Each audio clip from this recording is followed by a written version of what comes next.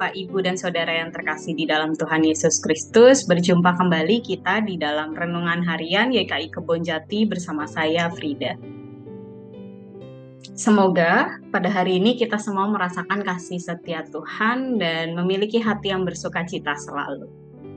Bapak, Ibu, dan Saudara yang terkasih, tema kita pada hari ini adalah belajar mendengar. Belajar mendengar, bukankah sebagian besar dari kita sudah diberikan anugerah oleh Tuhan untuk dapat mendengar sejak kita masih kecil?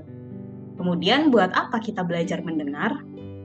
Mendengar yang akan kita bahas kali ini bukan hanya sekedar mendengar suara-suara di sekitar kita, namun lebih dalam lagi artinya. Mungkin banyak dari kita saat ini hanya sekedar mendengar, bukan mendengar dengan sepenuhnya.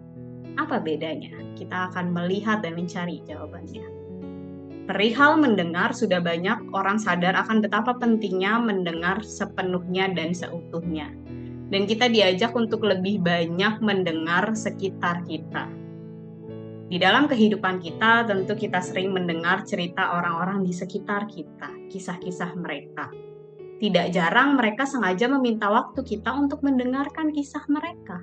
Entah itu untuk meminta solusi atau hanya ingin didengarkan saja kisah-kisah mereka. Mereka membutuhkan teman mendengar. Ketika kita mendengar, respon kita adalah satu hal yang penting yang perlu kita perhatikan bersama-sama. Ketika orang yang membutuhkan kita untuk didengar, membutuhkan kita untuk mendengar, kita bisa menanyakan kepada mereka. Mereka hanya ingin didengarkan saja atau membutuhkan solusi kita. Ketika mereka membutuhkan solusi atau jawaban atau pikiran-pikiran dan ide yang lain, maka kita bisa mencoba mencari bersama-sama jawaban tersebut, solusi yang terbaik, ide yang terbaik yang bisa kita dapatkan. Akan tetapi, ketika mereka hanya ingin didengar, maka kita tidak perlu memberikan jawaban atau hal yang lainnya. Tidak perlu memberikan respon yang berlebihan. Namun saat ini yang sering kali terjadi ialah ketika kita mendengar, secara tidak sadar kita memotong kisah mereka atau bahkan membandingkan kisah mereka dengan apa yang kita alami.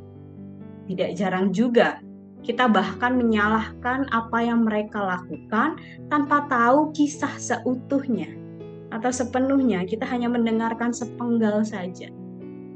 Dan gambaran kisah tersebut juga dialami oleh salah satu tokoh di Alkitab, oleh Ayub. Kisah tersebut bisa kita lihat di dalam kitab Ayub pasalnya yang ke-35 secara keseluruhan. Ketika Ayub mengalami kesulitan, semua teman-temannya memberikan nasihat yang panjang. Bahkan pada akhirnya dalam pasal ini mengatakan bahwa Ayub salah. Ayub bersalah akan apapun yang dia lakukan di dalam kehidupannya. Dan yang dikatakan oleh teman-temannya mengatakan bahwa Ayub adalah orang yang berdosa.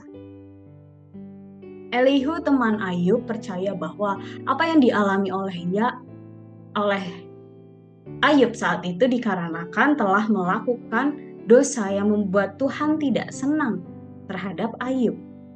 Elihu meyakini bahwa Allah akan menghukum semua orang karena dosa. Maka pada saat itu Elihu menyalahkan Ayub dan menyuruh Ayub untuk melakukan pertobatan untuk menyenangkan hati Allah dan membuat Ayub terlepas dari hukuman-hukuman atau kejadian yang dia timpa selama ini. Dalam kisah ini, dalam kisah Ayub, kita bisa melihat bahwa banyak orang di sekitar kita, di sekitar Ayub, kurang mampu untuk mendengar dengan baik atau bahkan memberikan solusi yang tepat. Teman Ayub tidak hadir untuk saling merangkul, tetapi saling mendorong. Dan mungkin bisa kita mengatakan menyalahkan Ayub pada saat itu.